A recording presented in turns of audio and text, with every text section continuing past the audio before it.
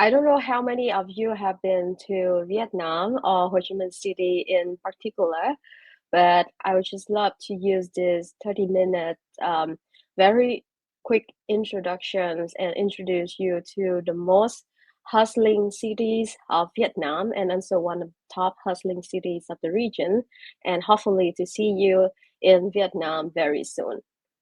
Ho Chi Minh City, as you already see in the screen, there are some of the numbers. I will not repeat the number, but I would love to share with you more about the how it is to be in Ho Chi Minh City. So you will go through the street with crowded with motorbike. I mean, it can be a little bit freak out to see on the motorbike, but trust me, they know the best. So they will navigate. So you just go straight through the street. People will navigate. You will be just fine. Everybody is selling something. That's the cities of hustlers. Every corner you will see the shop, you will see the restaurant, you will see people doing business. Most of the people are friendly. They're very open for conversations. They might look at you, but no judgment. They're just curious and smiles. And you will see for the coverage of internet, Wi-Fi everywhere, cheap internet coverage. I've been to, Korean, Japanese, Wi-Fi and internet are expensive, European, oh my God. But in Vietnam, it's actually very cheap. And then coffee everywhere. You can use coffee shop is your co-working space. Um, right now, at the moment, we have seen a rising, like after COVID now is bounced back high with 529 million funding into startup. And the sectors that are most frequently talked about in Ho Chi Minh cities and also Vietnam in general are fintech, e-commerce, retail, and then the upcoming sectors like green, semiconductors, AI, you will see all of these keywords everywhere in Vietnam. Every week, it's gonna be a field event happen somewhere telling you about what the top trend in AI. Then there's gonna be news flashing about the new NVIDIA's, Meta, Google doing something in Vietnam. So it's become unsurprisingly a new hub in the regions, and you will meet all of the important partners in Vietnam and in Ho Chi Minh City. So you will see the word NIC I put in there is the National Innovation Centers. For the last 5 years, we put a lot of effort into building this government agency centers, but also is a hub for public and private partnership. And this is where all of the big guys come and also to collaborate with the local ecosystem. At the moment, the key investor that invests into Vietnam, you can see from the screen, Singapore, Japan, Korea, and then the top companies that now doing M&A in Vietnam is the Vingroup and Masan. You might see Vietnam for the last 20 years have been favored by Japanese companies, and then Korean companies is like the outsourcing hub where you can see top-notch talent working on different software projects, and now with these new strategies of AI semiconductors, now Vietnam also position ourselves, and then Ho Chi Minh City in general position ourselves as the hub for talent in the value chain of semiconductor.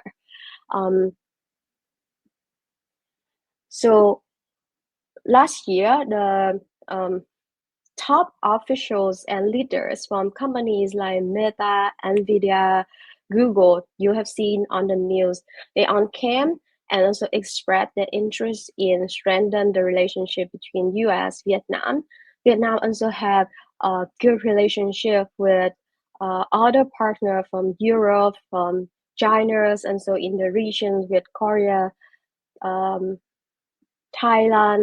Indonesia, and then we have strong linkage with Cambodia and Laos, Media.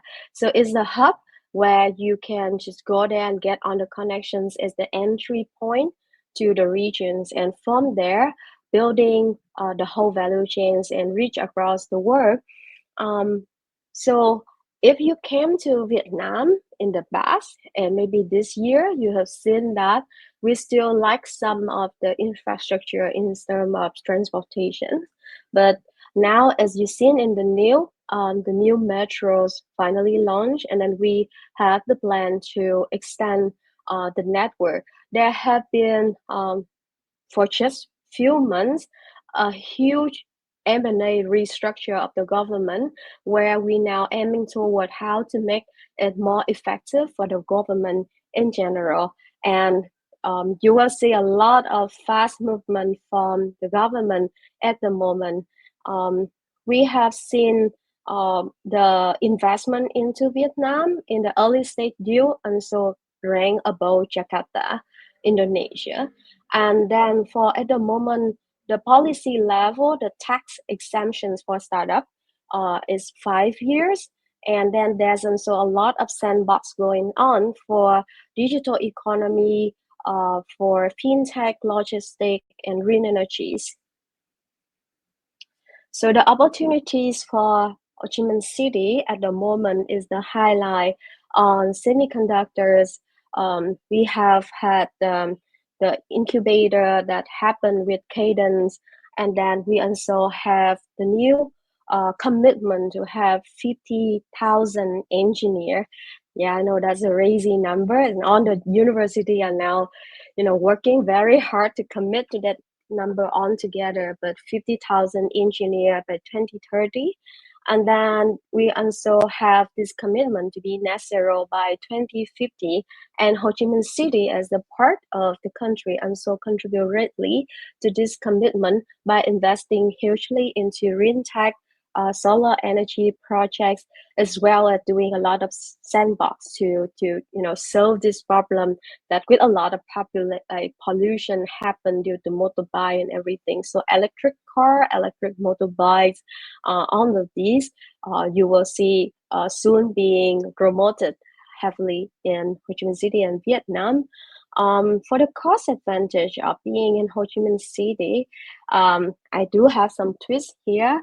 I mean, the salary, 1/3 of Singapore. I don't want to promote that Vietnam is cheap labor cost. That's not true. This is just for like average, but for some of the more high level, manager, top notch C-level executive, you will see it's more competitive for Singapore. And then also for the rent, office rent is lower, but not in the main CBD district. So just a highlight for that. And then a lot of M&A momentum is happening, and especially very busy in the SAS startup. Some of the challenge we are facing at the moment is because, to be honest, the regulatory, the policy framework are not catching up with the speed of technologies, and I don't think any of the world policies actually get catch up with that. And so some of there's still some complicated process in setting up for licensing, IP protecting for the talent. Some of the situations that with the layoff at the moment, so it's kind of like new companies, new big guy coming in, but AI and on the robotics stuff also releasing just labor. So some people finding themselves getting laid off at middle carriers, which I think also happen around the world as well. And is also very struggling and challenging right now for some of the news technologies releasing, interpretations, translations, and so legal accounting, all of that job might soon be vanished.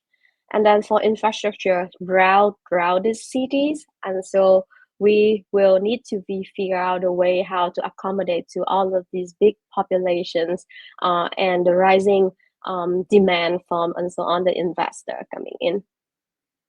So for the future outlook, will it look like? Ho Chi Minh City has a very ambitious plan to be able to reach a two-digit GDP growth, and also 20% of it will be from digital economy. There have been the new plan to set up Ho Chi Minh City financial international centers, and this will have Ho Chi Minh City be the hub of financials investment. We have been in the discussions with a lot of family office investor, big fund coming in, and we hope to have Ho Chi Minh City as the place where you will find all of the financial mechanism, as well as to accommodate with this. We have the real industry, the healthcare, educations, and all kind of services. For some of the case study, I have one case study from the private sectors and one from the public sector.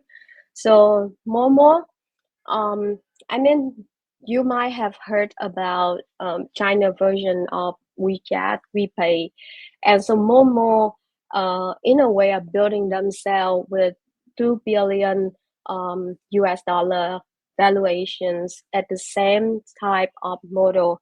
So cashless payment became more and more popular in Vietnam, and so thanks to companies like Momo. Now I can just go across the street without the need for cash. I can, just use Momo. No need for bank. Sometimes just go straight. Then and so now becoming a more like providing loan for SMEs as well. So you can also lend your money. You can also have higher interest to just put your money in Momo. And so there's a lot of new fund initiative have been rolled out under this umbrella.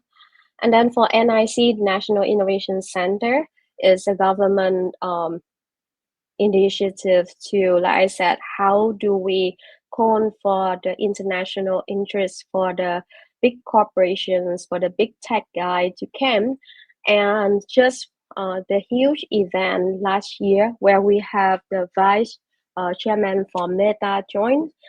We have 60 million online visit and offline visit on the same time for NIC, and we have more than 100 booths explaining, displaying all of these new technologies, and people have been shocked by how such a small country like Vietnam are now becoming like the hotspot of the regions. And I hope that with just, I'm just create the hype. You can search for a lot of things from Vietnam and Ho Chi Minh City. But I believe that there's still a lot of potentials domain where you can go in, and it's a very open market with 100 million people population, young, tech savvy, early adopter. We very open to try out. I think is a very interesting market for the tech startup, as well as other companies that looking to enter Asian market in the future. Thank you.